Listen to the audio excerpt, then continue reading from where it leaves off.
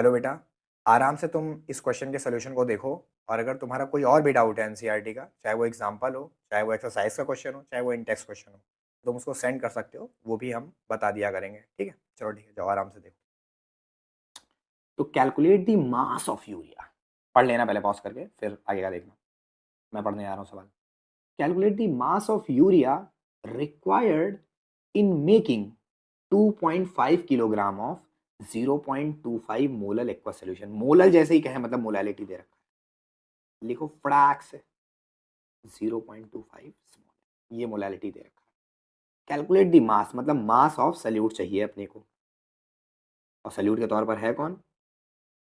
NH2CO NH2 यानी कि urea. In making 2.5 kilogram of solution, मतलब ये जो मास दिया गया है 2.5, ये दिया गया है सोल्यूशन का। मतलब यहाँ पर मास ऑफ सोल्यूशन कितना दे रखा है? 2.5। ठीक है भाई, ओके।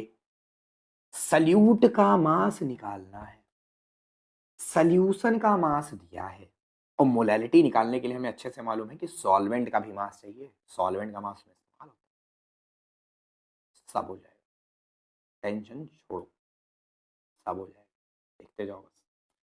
अब इसमें NH2CO NH2 दिया गया है, तो मोलर मास ऑफ सल्यूट तो निकाल ही देते हैं। कैसे होगा? एक और दो, दो नाइट्रोजन है तो 14 दूना 28, दो और दो हाइड्रोजन है, चार, ये हो गया, और एक कार्बन है, ये हो जाएगा 12, और एक ऑक्सीजन है 16।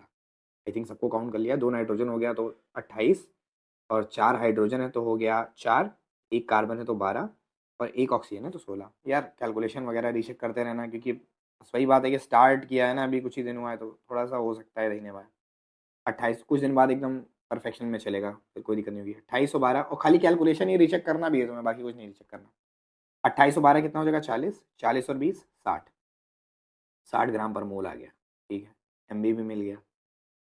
अब भाई अपने को क्या चाहिए? हाँ, और इसमें क्या देखा? Calculate the mass of urea required in making 2.5 kg of 0.25 molar aqua solution. Molality दे रखा है। अब आइए थोड़ा मैथ्स मैथ्स समझना है।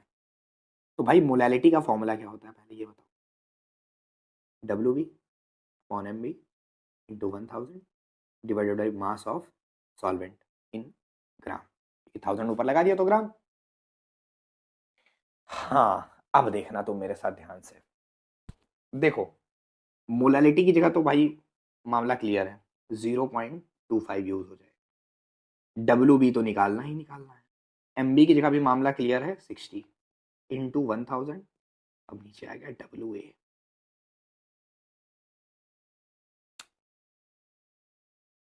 बिल्कुल टेंशन मत लो। देखो, यहां पर लिखा हुआ है WB, और यहां लिखा हुआ है WA, यहां लिखा है WB।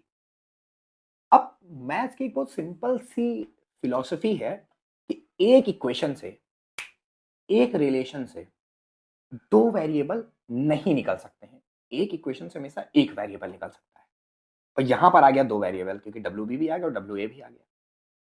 अब इस प्रॉब्लम को सॉल्व किया जा सकता है कैसे? किसी भी तरीके से इस दो वेरिएबल की इक्वेशन को एक वेरिएबल में कन्वर्ट करके। अब मैं सोच रहा हूँ WB WA को कैसे एक में कन्वर्ट करूं, कैसे एक में कन्वर्ट करूं। तो हाँ, एक आइडिया आया दिमाग कि देखो, मास ऑफ सोल्यूशन फर्जी तो दे नहीं रखा था। हमें पता है ना कि मास ऑफ सोल्यूशन बराबर होता है मास ऑफ सोल्यूट, एक minute, mass of solute plus mass of solvent. तो यहां से मास ऑफ सॉल्वेंट कितना आ जाएगा? W - WB। अब W की वैल्यू कितनी दे रखी है? 2.5 kg, जिसको हम ग्राम में लिखेंगे तो हो जाएगा 2500 gram. 2500 gram minus WB equal to W। देखो, WA की वैल्यू हमने जो निकाली वो आ गई 2500 माइनस WB।